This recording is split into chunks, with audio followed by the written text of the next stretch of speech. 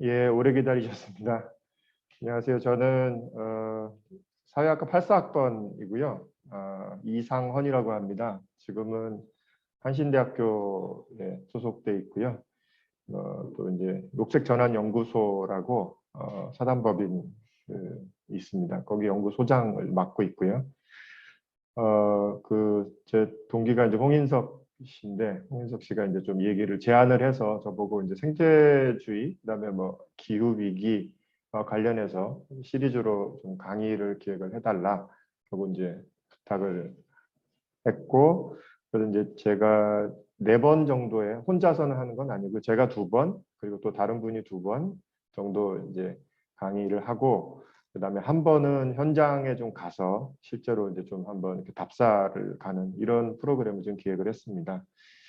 그래서 이제 4번의 강의가 있는데, 오늘 제가 이제 여러분하고 좀 같이 나누고 싶은 이야기는 우리가 많이 이제 익숙해 있는 발전 패러다임이라고 하는 것이 과연 어떤 특성이 있는지, 아니면 그게 대해서 어떤 문제가 있는지, 그리고 그 문제를 어떻게 좀 이렇게 넘어서서 좀 우리 거기 이제 그 전환을 좀 일으킬 수 있는지, 그런 부분에 대해서 좀 말씀을 드리려고 합니다. 제 슬라이드를 이게 지금 자동으로 넘어가나요? 네, 화면 공유를 그러면 좀 다음 슬라이드로 좀 넘겨주시면 되겠습니다.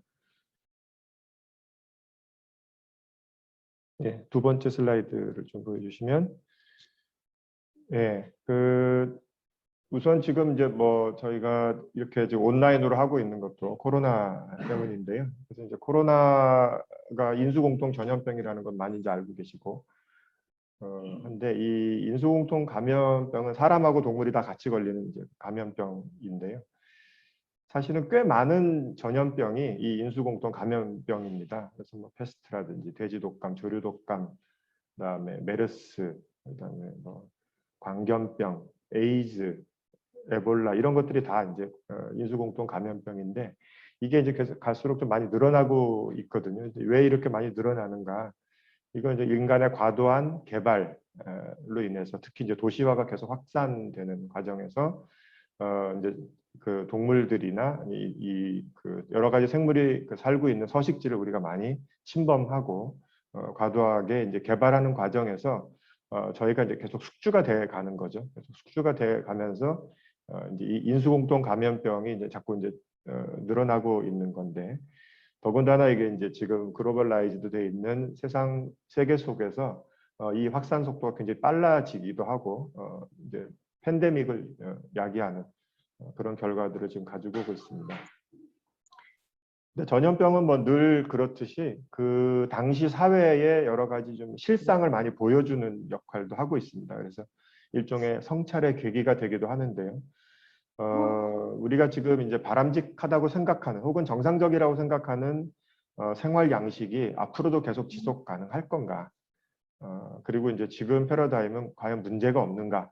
이런 부분에 대해서 우리가 좀 성찰해 볼 수 있는 계기가 된다고 생각을 합니다. 다음 슬라이드를 보여주시면, 저는 이 코로나19, 코비드19가 보여준 현실을 크게 이제 한 3가지 정도로 말씀을 좀 드리고 싶은데요. 그러니까 우선 우리 지금 세계는 신자유주의적인 세계화와 도시화가 굉장히 만연해 있는 상황이다.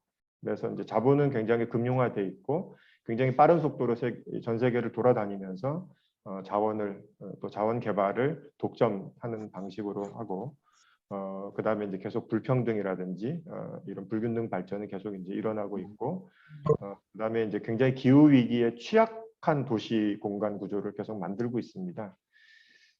그리고 이제 이 지구적인 범위에서 자본 축적이 계속 일어나고 있으면서 이제 신자유주의적인 세계화의 굉장히 중요한 결과 중에 하나가 공공성이 굉장히 약화되고 연대가 약화되는 이제 이런 부분, 이제 굉장히 중요한 특징 중에 하나고요. 그 다음에 자본이 국가를 이제 뭐 완전히 대체하지는 못하지만 거의 상당 부분을 많이 이제 좀 간섭을 한다거나 이렇게 해서 국가의 역할이 상당히 재조정되는, 재구성되는 그런 상황이고요. 그 다음에 뭐 심각한 사회적 불평등이 갈수록 악화되고 있고, 그다음에 이제 자연재해에 의한 피해도 굉장히 불평등하게 분배가 되고 있습니다. 또 하나의 굉장히 중요한 정치적인 특징 중에 하나는 이제 민주주의가 굉장히 약화되고 거나 아니면 후퇴되거나, 그다음에 이제 아주 또 우리가 트럼프 시기에 많이 목격했듯이 지금도 계속 되고 있지만 굉장히 국수적인 민족주의, 포퓰리즘, 약자 혐오, 그다음에 차별의 심화, 파시즘의 등장, 이런 것들이 이제 상당히 우리가 목격하고 있는 것들이. 근데 저는 이제 이런 것들도 있지만 굉장히 우리가 좀 간과하고 있는 것 중에 하나가 이 산업화되고 세계화된 식량 및 농업 모델이라는 겁니다. 그래서 지금 점차적으로 도시들이 식량 공급 능력이 굉장히 모자르게 되는 거죠. 그리고 이제 그래서 결국은 이제 이 아마르티아 센이 얘기했듯이 기아나 빈곤은 식량 부족 탓이 아니라 민주주의의 부족 때문에 이 기아와 빈곤이 온다, 이렇게 얘기를 하는데요. 저는 이제 이 신자유주의적인 세계화와 도시화에서 굉장히 극적으로 우리가 좀 주목해봐야 될 부분이 이 식량 문제입니다. 사실은 기후 위기가 나중에 이제 여러분 다른 강의에서 들으시겠지만 기후 위기가 심화되면 당장 저희한테 좀 닥칠 문제가 이 식량 수급의 어려움이거든요. 왜냐하면 너무 지금 화석연료 의존적인 농업이 전 지구적으로 이렇게 전개되고 있어서 그 부분에 타격을 받으면 우리 식량 공급 자체가 굉장히 위협받을 수가 있는 상황이 됩니다. 네, 그 다음엔 이제 다른 거를 좀 보여. 두 번째로는 많이 알고 계시지만 심각한 불평등이 지금 이제 계속 만연하고 있는데 이게 이제 지니 계수를 지금 보여주고 있는 건데요. 왼쪽부터 이렇게 쭉 올라가고 있습니다. 한국은 여기 조금 작아서 안 보이시겠지만 오른쪽 쪽에 있거든요. 0.3 언저리에서 지금 계속 이제 되고 있는데 그 다음 거를 좀 보시면은 우리나라 지금 이제 지니계수 추이가 대충 0.3 정도에서 이제 왔다 갔다 하고 있습니다. 근데 이제 조금 줄어든 편이에요. 오히려 약간 줄어들고는 있습니다만, 근데 왼쪽 거는 통계청 그 자료고요. 오른쪽은 이거 이제 조선일보에서 막 이제 불평등이 갈수록 심해졌다라고 해서 이제 한 거를 보여주고 있긴 한데, 이제 팔마 비율이라는 게 있습니다. 이게 소득 상위 10% 소득에서 하위 40% 이제 몫을 나눈 값인데요. 이게 커지면 커질수록 좀 불평등이 좀 심하다, 이런 거를 이제 보여주는데, 이 미국 같은 경우에 누구죠? 앨런 머스크하고 제프 베조스 두 사람의 재산이 미국 전체 하위 40%보다 더 많아요. 두 사람의 재산이. 그러니까 이제 굉장히 극적으로 불평등한 사회라고 할 수가 있겠습니다. 그다음 세 번째가 이제 기후 위기가 갈수록 이제 지금 심화되고 있다는 건데, 요거는 이제 작년 6월 달에 시베리아의 여름 온도가 다음 걸로 좀 보여주시면, 예, 시베리아의 온도가 38도까지 올라갔거든요. 그래서 이제 북극권에서 135년 만에 최고 기온이 된 겁니다. 이 지금 보시는 사진은 우리나라 남극에 있는 세종기지인데요. 우리나라 기지. 왼쪽에 이게 이 사진이 원래 평년의 모습이고, 이게 이제 작년 여름의 모습이에요. 눈이 하나도 없습니다. 다 녹아내린 건데, 그러니까 지금 이제 이 극지방의 온난화가 굉장히 지금 빠르게 전개되고 있다라는 걸 말씀을 드리고, 그 다음 사진을 좀 보여주시면, 이거는 이제 올해 2월 달에 텍사스의 한파가 몰려온 겁니다. 텍사스가 위도가 대만 정도 되거든요. 그래서 이제 원래 추운 데가 전혀 아닌데 갑자기 이제 한파가 몰아친 겁니다. 이거는 우리나라의 겨울에 이제 갑자기 굉장히 추워지는 거하고 비슷한 현상인데요. 북극 진동이라고 합니다. 그래서 제트 기류가 이렇게 원래 북극 지방에 돌아다녀야 되는데, 이게 온도 차이가 적어지면서 이 기류가 힘이 약해지면서 북극의 추위가 밑으로 확 내려오는, 이거를 북극 진동이라고 하거든요. 근데 지금 이제 텍사스에서 텍사스 정도까지 북극의 추위가 확 내려온 거를 오른쪽 사진이 이제 보여주고 있습니다. 기후 변화에 대해서는 제가 그냥 간단하게만 말씀을 드리겠습니다. 다음 강의 시간에 더 많이 말씀하실 거라서. 근데 요거는 조금 흥미로운 자료인데요. 이제 작년 5월에 네이처 기후변화지에 이제 코로나19로 이산화탄소가 얼마큼 줄어들었냐 이거를 이제 조사를 했어요. 그러니까 경제 활동이 많이 위축돼 있으니까 아무래도 이제 배출량이 줄어들죠. 근데 배출량은 확실히 줄어들었는데 대기 중에 온실가스는 줄지 않았어요.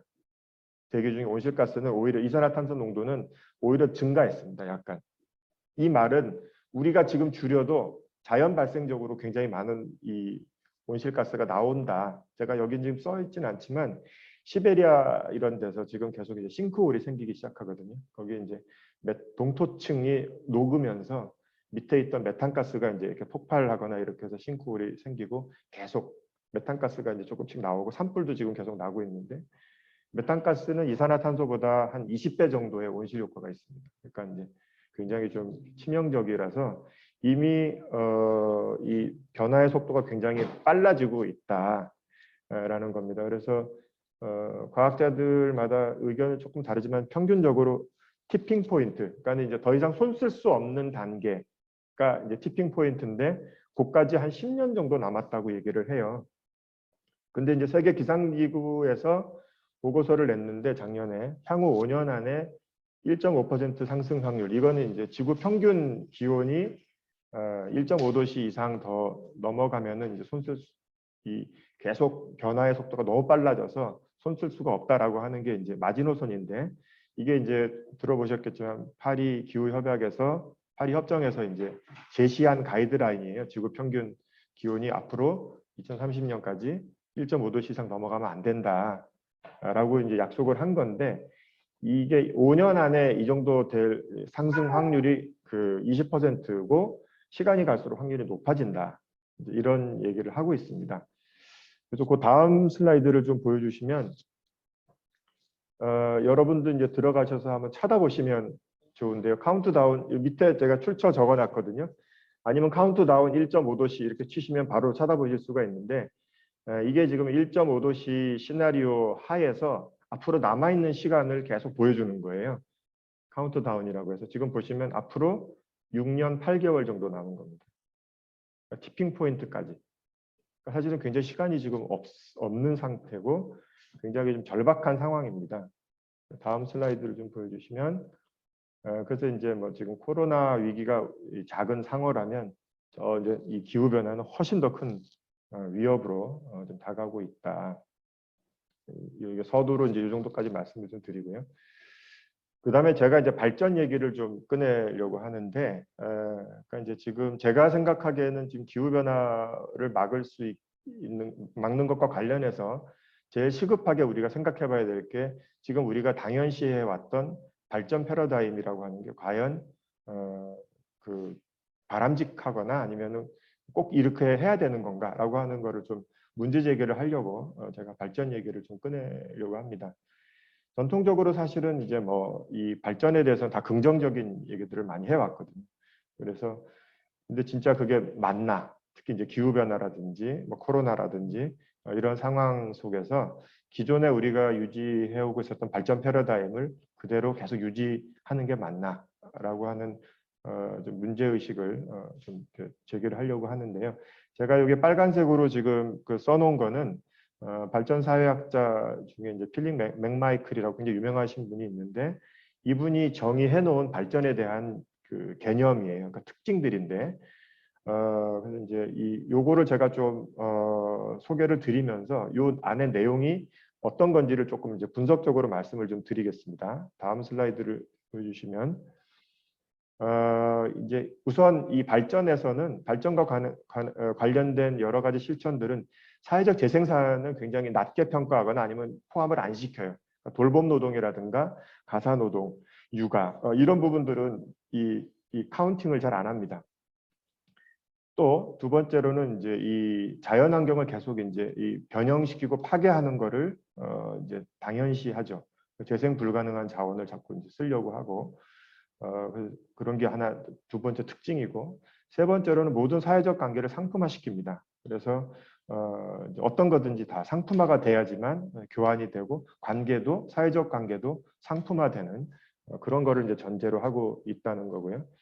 그 다음 슬라이드를 보여주시면 그 다음에 더 많은 상품과 이 서비스, 재화와 서비스를 생산해내고 증가시키는 게 좋은 거다라고 하는 전제가 있습니다. 그리고 성장은 반드시 해야 된다라고 하는 거.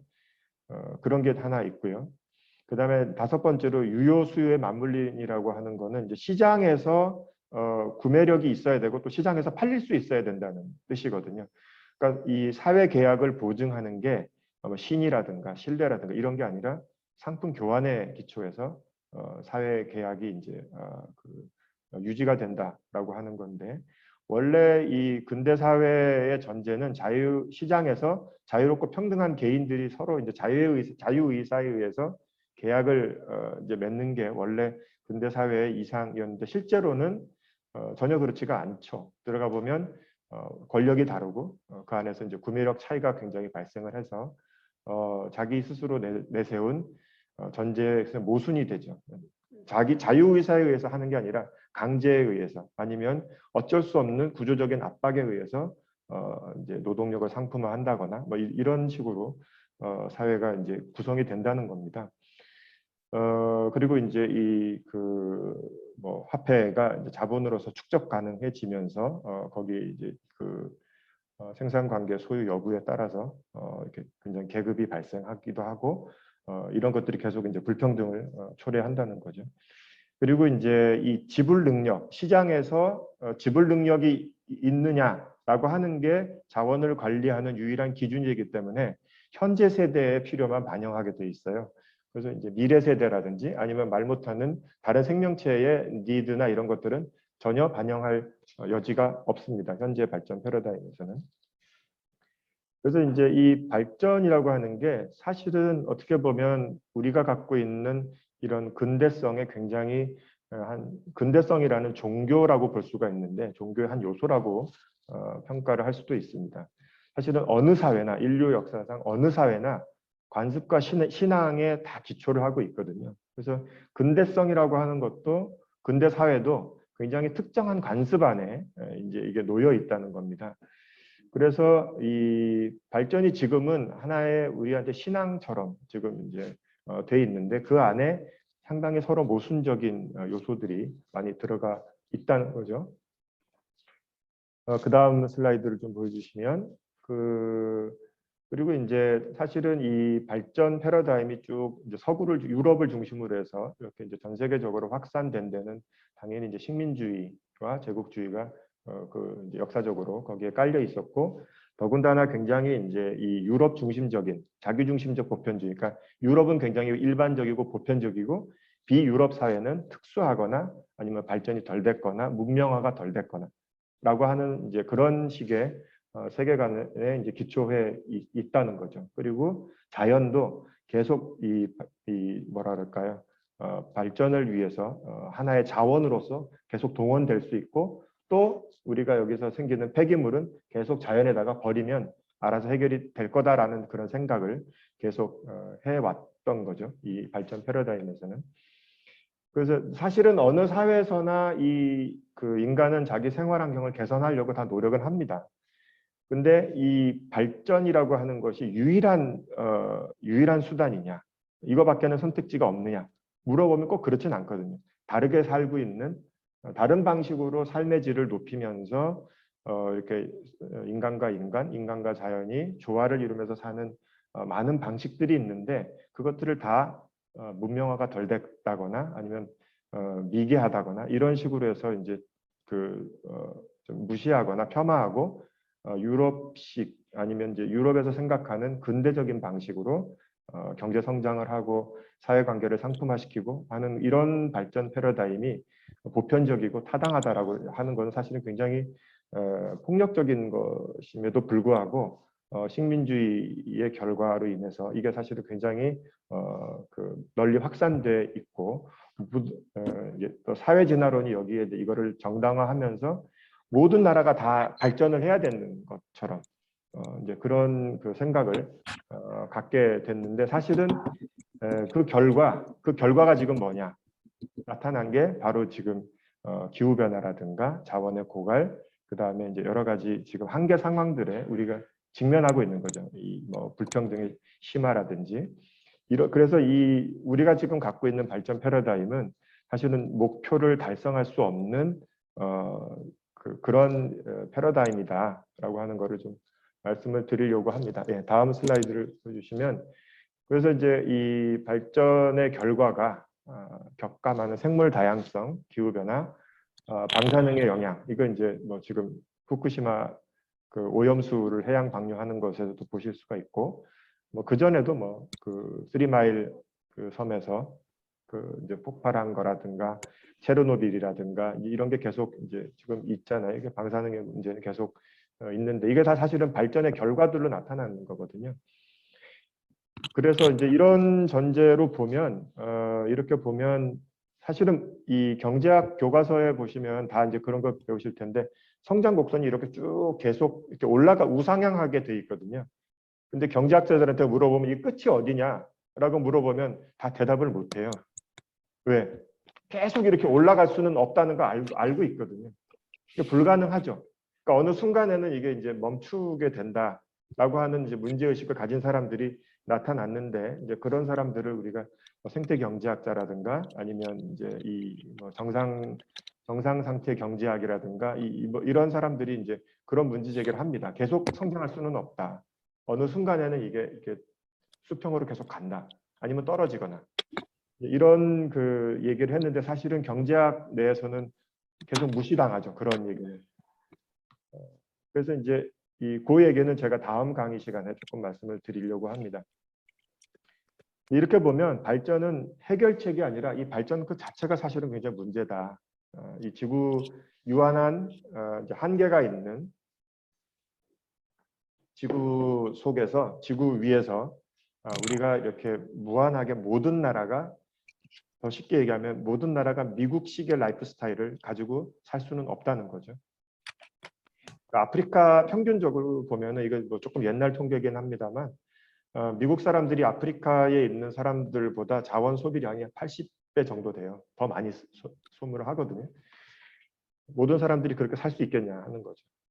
불가능한데도 계속 발전을 해야 된다라고 믿고 있는 거는 굉장히 착각이다. 그래서 이 발전은 사실은 그 자체로 문제적인 개념인데 여전히 이제 많은 나라에서 계속 발전에 대해서는 이제 고수하려고 하죠. 이제 특히 우리나라는 그 일본하고 대만과 더불어서 보통 발전 국가라고 많이 이제 불립니다. 발전 국가는 국가가 마치 자본처럼 대자본처럼 경제 성장이라든지 이런 거를 이렇게 주도적으로 지도하고 그래서 이제 국가가 이 경제 성장을 관리하면서 발전해 나가는 그런 그 다분히 관료주의적인 방식으로 경제 성장을 관리하는 나라들을 이제 배버주의 국가론에서 발전주의 국가라고 이제 이름을 붙였는데요. 한국은 이제 명실상부하게 발전주의 국가가 맞기는 하죠. 물론 이제 다르게 볼 수도 있습니다. 제가 이제 뭐 다시 이 논쟁을 뭐 길게 얘기할 시간은 없지만 이제 일단 발전 패러다임을 굉장히 뭐라 그럴까요? 신봉하고 있는 나라 중에 하나인데 제가 이제 지금 갖고 나온 이 자료는 뭐 좀 생소하실 수도 있을 것 같아요. 한국 발전주의가 그럼 어디서 기원이 됐느냐? 이것과 관련해서는 이제 사실 이거 굉장히 큰 논쟁이 있는 주제이긴 하거든요. 뭐 예전에 왜 그 많이 공부하셨던 사구체 논쟁할 때 뭐 신식민지 국가 독점 자본주의냐 뭐 반식민지 뭐 봉건자 이런 걸 많이 논쟁하셨잖아요. 근데 이제 그거과는 조금 결이 다르고 약간 아마 조금 독특한 접근일 수도 있을 것 같은데 제가 한번 그냥 알려드리려고 저도 상당히 재밌어서 이제 좀 공유하려고 갖고 온 건데요. 이 만주국 얘기를 좀 하려고 합니다. 만주국은 많이 아시겠지만 이제 그 러일 전쟁 끝나고 나서 일본이 이기잖아요. 그래서 이제 저쪽 만주 지역에다가 철도를 부설을 합니다. 그래서 이제 명목상으로는 이 철도를 보호한다는 그 그 명분을 해가지고 만철 수비대를 보냈다가 애들이 이제 관동군으로 바뀌게 되는데 이 관동군이 이 중앙 정부에 아무 것도 없이 자기들끼리 자발적으로 이렇게 이제 그 쿠데타를 일으켜서 사변을 일으키죠. 그래서 이제 그 당시에 만주를 차지하고 있었던 군벌과 싸워서 이깁니다. 그러면서 이제 자기들이 일본의 이제 이 괴뢰국이라고 하는 만주국을 수립을 해요. 그래서 이제 이게 32년에서 45년 사이 어간에만 존재했던 그 이제 나라인데 제국인데 만주 제국이죠. 이 굉장히 재미있는 게 이 일본 사람들이 만주국에서 자기네 나라에서는 잘 못했던 모더니즘을 여기다가 실현해 보려고, 그러니까 테스트 베드처럼 썼다는 거예요, 만주국을. 그러니까 일본에는 봉건제의 영향이 꽤 길게 남아 있었고, 그래서 메이지 유신을 하더라도 충분히 못했던 게 많습니다. 그래서 여기다가 만주국은 굉장히 벌판에다가 자기들 마음대로 할 수 있는 게 굉장히 많았고, 그래서 당시 이제 유럽에서 굉장히 유행했던 하이 모더니즘을 이 만주국에다가 실현해 보겠다라고 하는 그런 이제 여러 가지 프로젝트를 기획을 하는데 핵심은 자연을 지배하고 사회를 동원하는 데 있습니다. 이 만주국에서는. 그래서 이제 이 뭐 자세한 얘기는 시간이 많으면 제가 여쭤보시면은 말씀을 드릴 수 있는데, 하여튼 여기 사진은 왼쪽은 지도고 두 번째 있는 거는 이제 그 당시에 나왔던 우표고요. 맨 오른쪽에 있는 거는 그 당시 이제 일본하고 만주를 연락하던 전기 비행기 노선도입니다. 이런 것들이 있는데 이 만주에서 일본 사람들이 그 근대화를 하이 모더니즘을 실현하려고 했던 거를 이제 이 동아대 사회학과의 한석정 교수가 만주 모던이라고 이제 이름을 붙였어요. 그래서 이 만주 모던이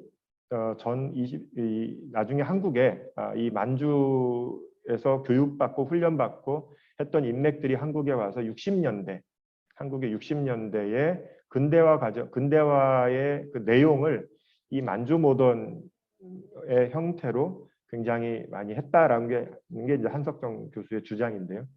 그러니까 이 강박적 그 근대화라고 할까요?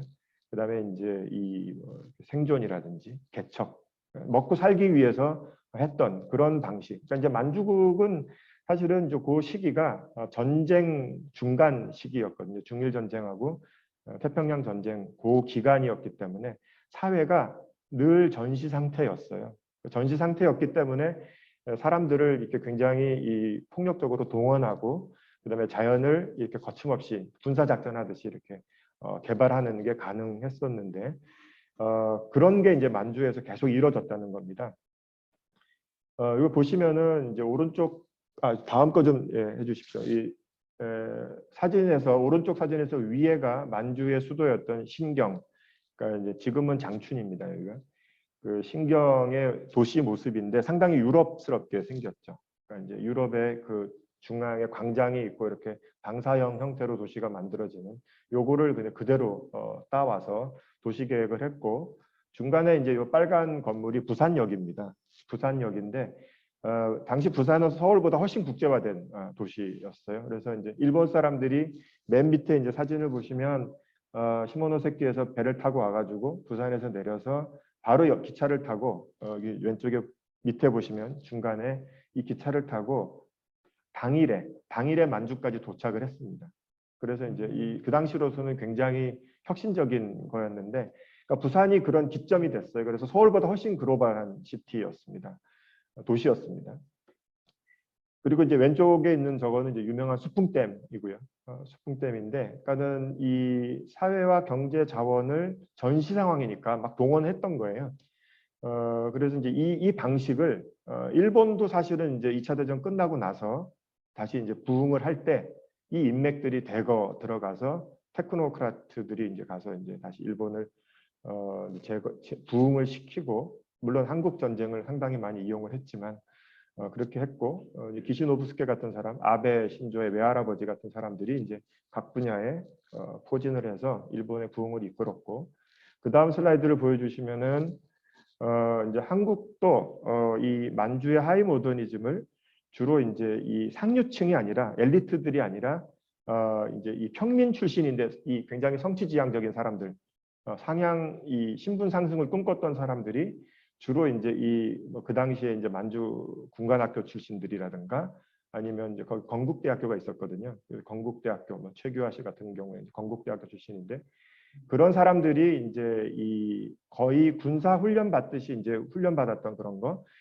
이런 것들을 이제 한국에 와서 60년대에 굉장히 70년대 좀 달라지지만 60년대에 굉장히 이제 이 많이 도입을 했던 거죠. 이제 당시에 이런 한국의 재건, 그러니까 한국 전쟁 끝나고 나서 이제 사회를 이 경제적으로 재건하려고 했던 주축들이 이 군사 쿠데타를 통해서 집권한 세력들인데 이 사람들이 대부분 만주 인맥들인 거죠. 박정희라든가 이선근, 정일권, 백선엽 이런 사람들이 대부분 이제 다 만주국을 모델로 했다고 보기 개연성이 굉장히 높은 방식들을 많이 했는데 예를 들면 뭐 산업개발 5개년 계획 같은 거 뭐 이런 것도 이제 이 당시에 이제 우리가 실시를 했고요. 그다음에 신속 근면이라고 다 이제 기억을 많이 하실 텐데 모든 학교의 급분이 다 신속 근면이었잖아요. 이제 이게 그 재건 그 당시에는 이제 우리 60년대 한국의 슬로건은 재건이었어요. 일단은 박정희 씨가 되면서부터 국가 재건 최고회의라고 하는 게 있었고요. 계속 이제 재건이 모든 부분에 다 들어가 있는데 이제 그 속도전을 굉장히 중시했습니다. 군사작전 하듯이 빨리빨리 해내야 된다라고 하는 거. 그다음에 이제 그 국토 개발도 굉장히 군사작전 하듯이 막 밀어붙이고 산을 깎고 고속도로 만들고 바다를 매립하고 그다음에 이제 지금부터 말씀드리는 거 굉장히 익숙하실 것 같은데 방공대회, 대량 전단사고 띠라죠. 표 제작하는 거, 그다음에 주민 점호하는 거, 국민교육헌장, 재건국민운동, 재건대.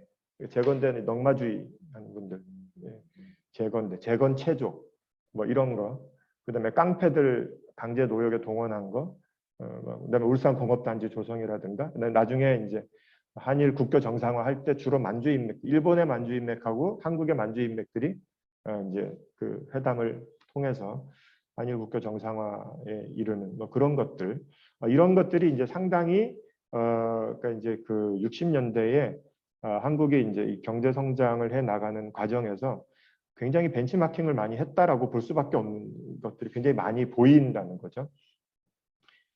그리고 이제 식민지 시절에 사실은 굉장히 거세됐던 남성성이 이때 굉장히 다시 부활을 합니다. 왜냐하면 이제 이거 군사 작전을 하듯이 국토 개발을 하고 경제를 재건했기 때문에 뭐 산업 역군이라든지 뒤에 말씀드리겠지만 뭐 다음 슬라이드 보시면 싸우면서 건설하자 뭐 이런 슬로건도 있었고요. 그래서 한국을 국방 국가로 만들었던 거예요. 그래서 북한이라고 하는 주적을 염두에 두고 체제 경쟁이라고 하는 거를 전제로 하에 우리가 체제 경쟁에서 이겨야 된다.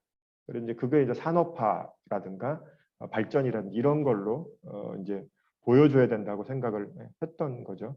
그리고 이제 그 과정에서 상당 부분 다른 뭐 민주주의라든가 이런 부분은 상당히 억압당하고 이제 그다음에 굉장히 파시즘적인 요소들을 많이 이제 도입을 해서 일종의 이제 개발 독재를 이 당시에 굉장히 많이 했던 겁니다. 그래서 그러니까 만주국이 만주국에서 일본 사람들이 보여줬던 어떤 뭐 이렇게 군사 작전과 같은 개발 이런 게 60년대부터 시작해서 상당 부분 계속 이제 한국에도 남아 있었고 그 다음 슬라이드를 보여주시면은 이제 이 울산공업단지라든지 아니면 경부고속도로 만드는 거 그다음에 뭐 저기 간척하고 댐도 이때 굉장히 많이 만들어지고요.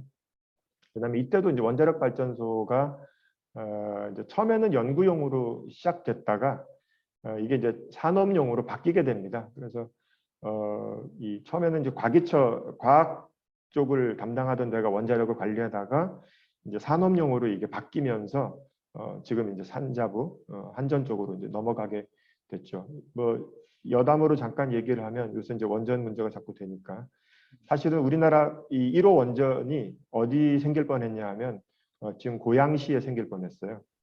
고리가 아니고 왜냐하면 이제 이 온배수 냉각수 때문에 물이 많이 필요하거든요. 그래서 한강 하류는 물이 많잖아요. 그리고 전력이 가까이 이제 소비처가 있으니까. 그래서 제일 처음에 생각했던 입지는 고양시입니다. 고양시. 일산, 지금 일산 정도의 위치. 거기였다가 이제 너무 가깝다. 서울에서 너무 가깝다. 그래서 이제 멀리 떨어뜨려 놓은 건데, 하여튼 60년대부터 이 원전은 추진이 됐었고요. 하여튼 이 뭐 전설적인 얘기들이 굉장히 많이 있습니다. 뭐 일본이 최초의 고속도로를 9년 만에 만들었는데 우리는 2년 5개월 만에 이제 처음 만드는데도 그게 빨리 했다는 거고, 그만큼 이제 많은 사람들이 희생됐어요. 그 과정에서. 순직자 이제 사진도 있고 한데, 하여튼 뭐 이렇게 이게 그 다음 슬라이드를 보여주시면 이게 사실은 제가 좀 드리고 싶은 말씀인데, 그 만주국에서 그 벤치마킹했다고 볼 수 있는 개발 파시즘이 아직도 굉장히 남아 있다는 겁니다. 한국 사회에 여전히 유지되고 있다는 거예요.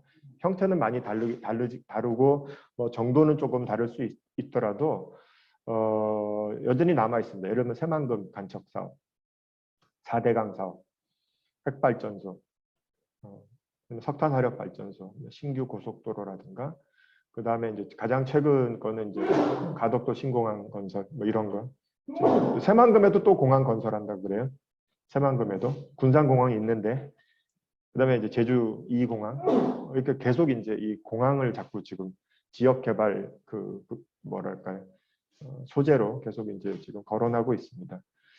저도 이제 이 수도권 집중 현상은 사실은 완화돼야 되고 이제 균형 발전이 필요하다는 것은 동의하죠. 근데 이제 과연 이 신공항을 공항을 만드는 게 이런 분산에 도움이 되는 거냐, 그리고 지역이 발전하는 데 있어서 이게 정말 마법 지팡이처럼 이렇게 모든 걸 할 수 있느냐, 그건 정말 퀘스천 마크라는 거예요. 그래서 이제 제 생각에는 이런 이 여전히 남아 있는 개발 독재, 개발 파시즘, 사실은 선거 때 되면은 여전히 이 제일 많은 공약이 개발 공약이거든요.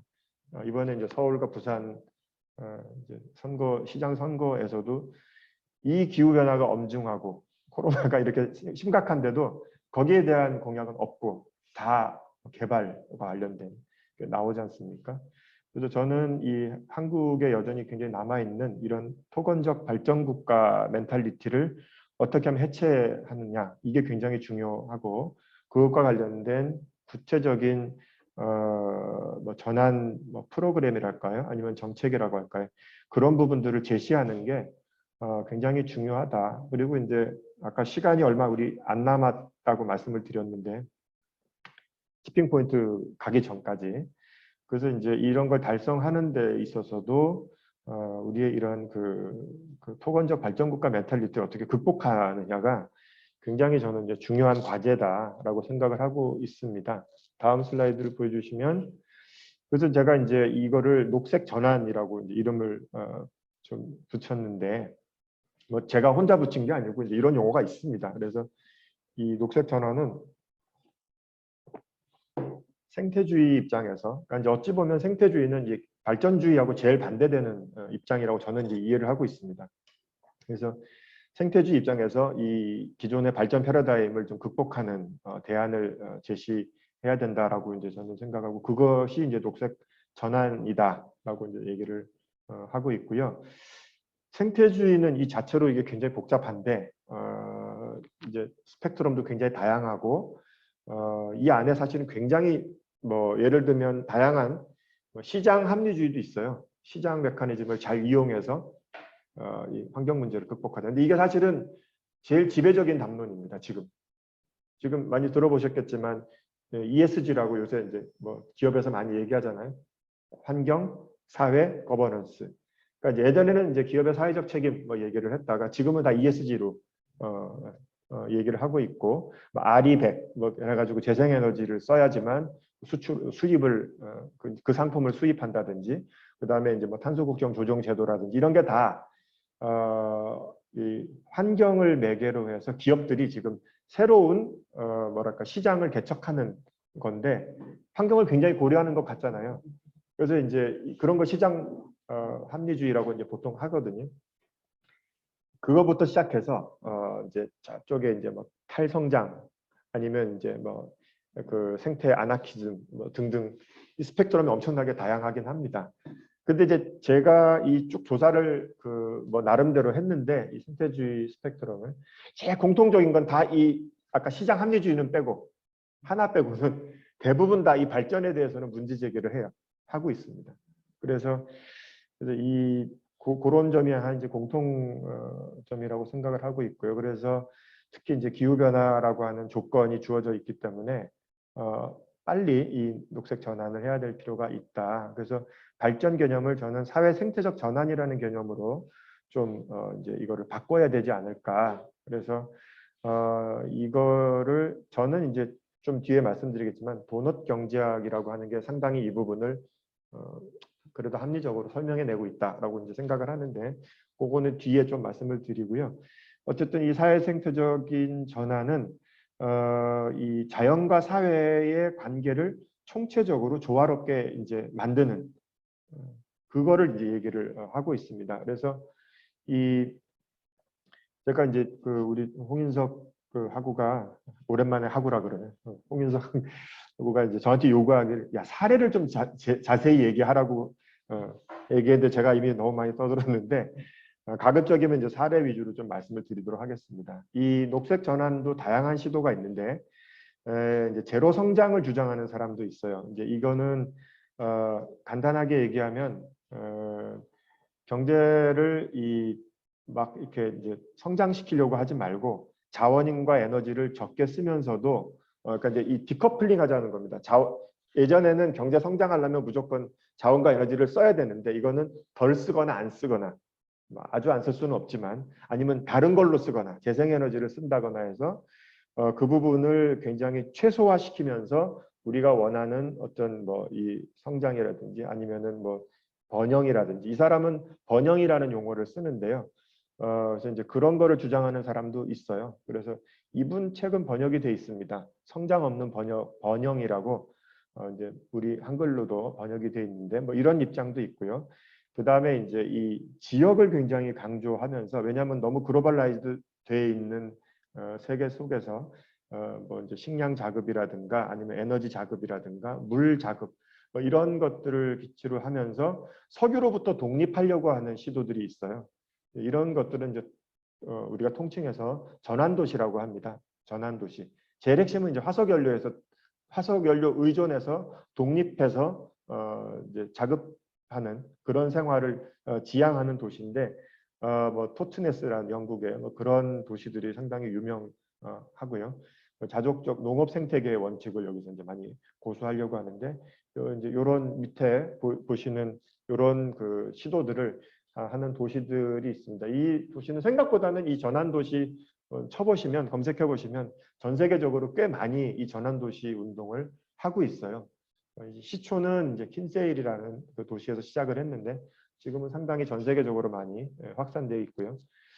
그 다음 거 그 위에 거. 요게 이제 제가 아까 말씀드렸던 도넛 경제학인데 이거는 제가 이제 이 책이 번역이 되어 있습니다. 그래서 한번 읽어보시기를 좀 권해드리는데요. 이제 핵심은 지구 생태계 한계를 벗어나지 않으면서 또 사회의 기초, 그러니까 인간이 이제 존엄성을 잃지 않으면서 살아갈 수 있는 사회적 기초도 지켜야 된다는 거죠. 어느 정도는. 이제 요 사이에서 발전을 해야 된다. 그래서 이제 이분은 자기 입장을 성장 불가지론이라고 이제 번역을 해놨는데 제가 보기에는 이거는 그로스 프리라고 이해를 하시면 될 것 같아요. 그러니까 성장에 얽매이지 않고 번영을 추구하는 것. 그러니까 아까 이제 팀 잭슨의 제로 성장하고 좀 비슷하긴 한데 이분이 얘기하는 거는 이제 재생 경제를 얘기합니다. 그러니까는 지금 경제는 한쪽에 인풋이 들어가면 여기서 여러 가지 경제 활동을 거쳐서 폐기물이 나오게 돼 있잖아요. 일직선형이거든요. 이거를 이렇게 돌리자는 거예요. 그래서 자원도 다시 쓰고 폐기물도 한 번 더 다시 쓰고 계속 아니면 일단 기본적으로 적게 배출하고 다시 써서 폐기물을 최소화하면서 약간 이제 그림 보시면 약간 나비 날개처럼 생겼잖아요. 그래서 애벌레가 아니고 나비의 날개처럼 이렇게 경제를 다시 구성하자라고 해서 이거 재생 경제라고 이분은 이제 이름을 붙였습니다. 그래서 이 책은 한번 읽어보시기를 좀 권하고, 그다음에 요 경제 내용은 제가 다음 강의 시간에 조금 더 상세하게 설명을 드리겠습니다. 이분이 이제 이 재생 경제를 만들려면 어떻게 하냐, 처음부터 막 때려 부수고 이렇게 할 수는 없잖아요. 그래서 이제 이분은 그 지점을 잘 파악해서 들어가자라고 하는데, 이분이 얘기하는 그 변화의 지점은 화폐에 있어요. 화폐의 성격을 바꾸는 것부터 시작을 합니다. 그래서 그 부분은 제가 다음 시간에 좀 말씀을 드리도록 하겠습니다. 그 다음 슬라이드를 좀 보여주시면, 이제 여러 가지 이제 경제 성장에 따른 문제점들, 이런 것들 이제에 대한 반성으로 보통 지금 이제 선진국이라고 하는 나라에 대해서는 최근에 다시 이제 이 신자유주의에 대한 폐해를 목격하면서 커먼스에 대한, 뭐 우리가 공유지라고도 번역하기도 하고 뭐 공동체라고도 번역하기도 하는데, 이거를 다시 부활시키려는 움직임이 굉장히 많이 있어요. 그러니까 이제 사실은 신자유주의는 모든 걸 엔클로즈하는 방식이거든요. 공동이 있던 것도 사유화하고 이렇게 이제 이런 방식인데, 이거를 다시 이제 커먼즈를 더 확대하려고 하는 그런 움직임들이 꽤 많이 있고요. 이런 이제 뭐 커먼즈 운동은 우리나라에도 경의선 철도부지 거기 공유지로 뭐 했던 운동도 조금 지속됐었고 했잖아요. 그리고 사실은 우리나라는 공유지가 굉장히 많습니다. 아직까지도 뭐 어촌계 어장이라든가 아니면은 이제 뭐 이렇게 문중 땅이라든가 이렇게 해서 공유지가 꽤 많은데 많이 사라지긴 했죠. 제주도는 이제 특히 많았었는데, 제주도는 목장이라든가 이런 게 많이 없어졌는데, 그래도 제주도에는 다시 이 공유지를 이렇게 회복하려는 노력들을 굉장히 많이 해요. 제일 재밌는 게 이제 제주도의 풍력 발전을 하잖아요. 제주도가. 제주도의 풍력 발전의 기본적인 개념은 바람은 제주의 공유 자원이다 라고 하는 것에서 시작해서 풍력 발전에서 얻는 그 이득을 지역 주민들하고 나누게 해놓은 거죠. 그 설계를 그렇게 해놨습니다. 그래서 이 공유지를 확대하는 움직임이 하나 있고요. 그 다음에 남미 쪽에서 굉장히 흥미로운 실험들이 많은데, 에콰도르에는 헌법에다가 이 자연의 권리를 명시해놨어요.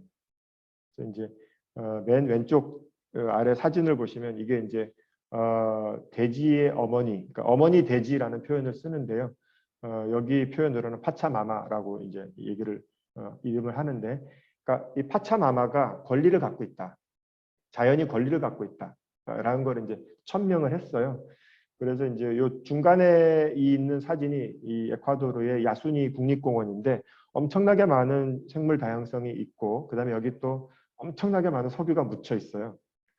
근데 이제 처음에 할 때는 이제 이 대통령하고 이제 그때 좌파들이 막 이렇게 다시 이 남미 쪽을 이렇게 집권할 때 대통령하고 국무장관이었나, 하여튼 두 사람이 원래 동료인데 좌파 운동을 했던, 처음에는 이제 어떤 제안을 했냐면, 이 헌법 만들 때도 둘이 다 동의했고, 그렇게 해서 이제 헌법 만들어 놓고 나서 이 야수니 국립공원을 보호할 테니 전 세계에서, 이게 왜냐면 지구 자원이다, 이거는 지구의 공유제이기 때문에 이거를 보호하는 대신에 이제 여기 돈을 이제 기부를 해달라. 왜냐면 이거 지구 자원이기 때문에. 우리가 이제 제가 숫자를 좀 잊어먹었는데 30억 불인가 뭐 하여튼 우리가 거두면 개발 안 할게, 이거 보존하겠다, 대신 도와달라, 이렇게 이제 얘기를 했어요. 근데 돈이 너무 조금 모인 겁니다. 돈이 너무 조금 모였어요. 우리나라 SK도 여기 돈 냈어요. 여기 이제 개발 욕심이 좀 있어가지고. 근데 하여튼 돈 냈는데 너무 금액이 작아서 그거를 포기하고 대통령이 이제 여기를 개발하기 시작을 하죠. 그래서 이제 장관은 이제 이거 당신은 배신자다 이래갖고 이제 둘이 사이가 굉장히 나빠졌는데, 하여튼 뭐 그런 맥락이 좀 있습니다. 그래서 지금 이제 여기 이 야수니 국립공원도 굉장히 지금 좀 갈등 지역이긴 한데요. 이 어머니 지구의 권리에 대한 법은 이제 볼리비아도 이거를 이제 채택을 했는데, 이 수마카우사이라고 하는 게 이제 여기 이 원주민들 말이에요. 케추아어인데 이게 이제 스페인어로 하면 부엔비비, 그러니까 굿 라이프예요. 근데 좋은 삶이라고 보통 번역을 하는데, 사람하고 사회하고 자연이 조화롭게 공존하는 거를 수마카우사이, 혹은 이제 스페인어로는 부엔비비르라고 이제 번역을 해서 이거를 이제 우리가 지향한다라고 헌법에다 해놓은 겁니다. 그래서 이거는 사실은 근대 헌법에서는 보기 어려운 인간 중심성을 벗어나서 생명의 중심을 두는 굉장히 파격적인 변화를 이제 시도를 했고, 에콰도르는 지금 이제 좀 갈등인데 볼리비아는 아직까지 좀 계속 그렇게 하고 있는데, 볼리비아는 아마 위기 의식이 더 큰 것 같아요. 볼리비아는 이제 고원지대라서 이 빙하가 엄청나게 지금 안데스 산맥에서 빨리 녹고 있거든요. 그래서 훨씬 더 그 지금 그 위협을 많이 느끼고 있어요. 그리고 이제 또 가뭄도 있어요. 또 거긴 희한하게 가뭄도 심해서 뭐 거기 소금 호수가 되게 많거든요. 볼리비아는 이게 이제 굉장히 뭐 유유니 사막이라든지 이런 거 들어보셨을 텐데 그게 다 지금 말라가지고 이제 굉장히 지금 이 위기 의식을 많이 느끼는가 봐요. 볼리비아 사람들은. 그래서 이제 여기는 아직도 이제 계속 이런 게 좀 되고 있고, 그다음에 이제 이 다른 사례로 뉴질랜드 북섬의 황거누이 강이라고 맨 오른쪽 사진인데, 여기는 마오리 사람들이 마오리족이 자기들의 조상으로 생각하는 강이에요. 그래서 굉장히 예전부터 이 강의 권리를 인정해 달라고 조상이니까 계속 이제 140년 동안 소송을 한 겁니다. 그러다가 이제 2017년에 이 소송에서 이겨요. 그래가지고 이 강이 인간과 동등한 법적 지위를 획득을 했습니다. 그래서 강이 소송을 할 수가 있어요. 물론 대리인은 마오리족이고. 그래서 이제 이 강을 네, 이제 우리 그 인간 사회와 떨어질 수 없는 유기체로 인정을 한 첫 번째 사례이기도 소송에서는 첫 번째 사례고요. 헌법은 에콰도르나 볼리비아에서는 먼저 이제 됐었고, 그래서 최근에는 이제 지구 법학이라고 하는 게 등장을 합니다. 그러니까 법은 항상 인간 중심적인 거였거든요. 근대 법은. 근데 이제 이걸 이제 넘어서는 시도가 최근에는 많이 나타나고 있다라고 하는 거고요. 그 다음 슬라이드는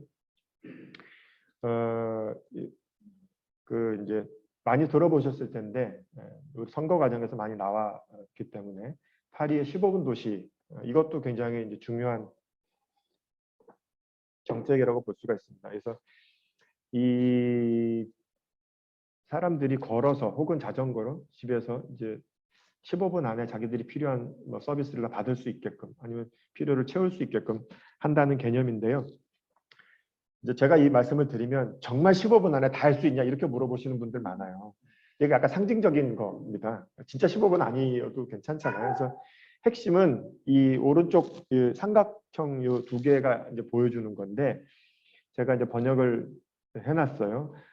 왼쪽이 연두색에 있는 요게 이제 예전의 도시의 모습입니다. 이게 이제 보면은 제일 많은 도시 면적을 개인 자동차가 차지하고 있고 제일 적은 면적을 보행자가 차지하고 있잖아요.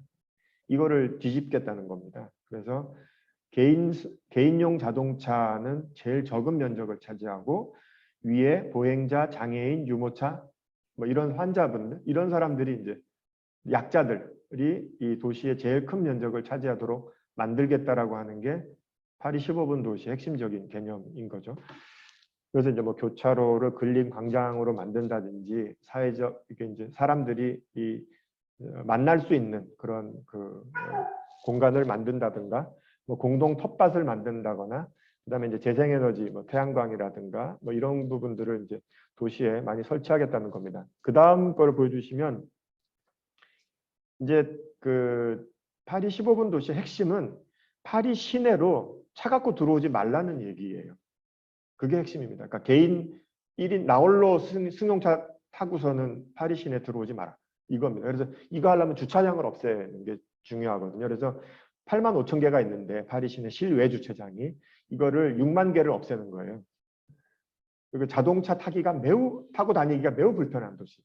대신 이제 자전거라든가 보행하기는 너무 좋은 그런 거를 이제 하는 거고, 그래서 이 정도의 좀 과감한 변화가 사실은 있어야지만 우리가 녹색 전환, 생태적 전환이라고 할 수가 있는 거고, 지금 이제 한국의 그린 뉴딜은 그 사실은 조금 전혀 이거하고는 조금 거리가 꽤 있는 방식으로 지금 계속 이제 진행이 돼서 모르겠습니다. 아직도 만들어지고 있는 정책이긴 해서 지금 저게 완전한 형태는 아니지만 좀 갈 길이 멀어 보입니다. 현재 상황으로 보면. 그리고 이제 이 파리만이 아니라 뭐 밀라노도 그렇고 이제 이 뭐 자전거 전용 도로를 계획한다거나, 그럼 제가 여기 써놓지는 않았지만 그 갑자기 그 나라 이름이 콜롬비아도 이 상당히 이제 차 없는 거리, 그 시클로비아라고 해서 이제 이 스페인어로 이 자전거 도로라는 뜻인데요. 거기는 연장이 굉장히 길어요. 뭐 120 몇 킬로를 다 자전거 전용 도로로 해서 차 없는 날을 아예 평일날 그렇게 합니다. 평일날. 주말이 아니고 평일날 그렇게 해요. 그래서 이제 되게 파격적으로 하는 것도 있고요. 이게 굉장히 대담한 발상을 사실은 남미 쪽에서 굉장히 많이 하고 있는 게 있습니다. 그래서 이 보고타라든가 메데진이라든가 이런 콜롬비아의 도시들은 나중에 한번 주목해서 보실 필요가 있습니다. 특히 이제 콜롬비아도 써놓을 걸 그랬네요. 콜롬비아도 거기가 원래 마약 그 나르코스라고 하는 뭐 유명한 그 드라마에 나오는 그 마약왕 얘기가 거기 이제 메데진을 배경으로 한 건데, 마약에 찌들어져 있던 그런 범죄 도시가 이 교통 수단을 바꿈으로 인해서 완전히 달라진 게 있어요. 그래서 이제 이런 그 도시의 이 모빌리티를 어떻게 바꾸느냐, 이게 생각보다는 굉장히 큰 변화를 가지고 옵니다. 그다음에 런던은 좀 다른 방식인데, 런던은 이제 시내 혼잡 통행료를 인상하는 방식으로. 그러니까 이제 우리는 지금 남산 2호 저기 터널 지나가면 2,000원 내잖아요. 예, 지나갈 때마다. 근데 런던은 지금 이제 하루 혼잡 통행료가 22,700원 정도 됩니다. 굉장히 비싸죠. 그러니까 이제 안 갖고 들어가는 거예요, 차를. 뭐 이런 식으로 이제 수요를 관리하는 방식이 있습니다. 그 다음 거 이제 보여주시면, 이거는 이제 꾸리찌바시는 많이 유명해져서 많이 아실 텐데, 왜 우리나라 이제 저기 버스 전용 차선, 이게 여기 꾸리찌바시를 벤치마킹 한 거거든요. 이명박 씨가 그때 이제 시장할 때 이 꾸리찌바시를 다녀왔는데, 저는 2001년에 여기를 다녀왔었어요. 근데 이제 그때 저도 굉장히 감동 받았는데, 되게 온전치 못하게 갖고 왔습니다. 어설프게 갖고 왔어요. 그러니까 이제 지금 가보시면 어느 구간은 전용 저기 중앙 차선으로 가다가 어떤 또 없어져 갖고 이쪽으로 가기도 하고 막 왔다 갔다 하게 돼 있고요. 그래서 굉장히 혼란스럽죠. 오히려 막 사고가 유발되기도 하고. 그다음에 또 하나는, 그러니까 이제 속도가 제대로 안 나요. 꾸리찌바시는 가면 전철처럼 움직입니다. 왜냐하면 절대로 접근을 못하게 해놨기 때문에.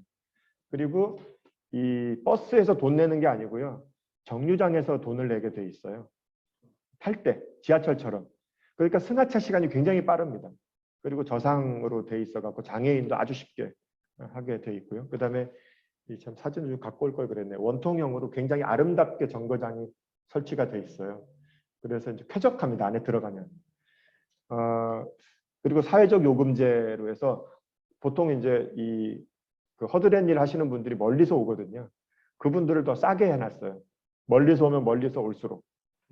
그러니까 사회적 요금 제도도 있고요. 하여튼 꾸리찌바시가 굉장히 참신한 게 많은데, 우리는 이제 좀 어설프게 돼 있어 갖고 왔다 갔다 하기도 하고, 정류장도 원래는 되게 열악했거든요. 땡볕에 막 서 있어야 되고 막 그래 갖고 매연 다 마시게 돼 있고.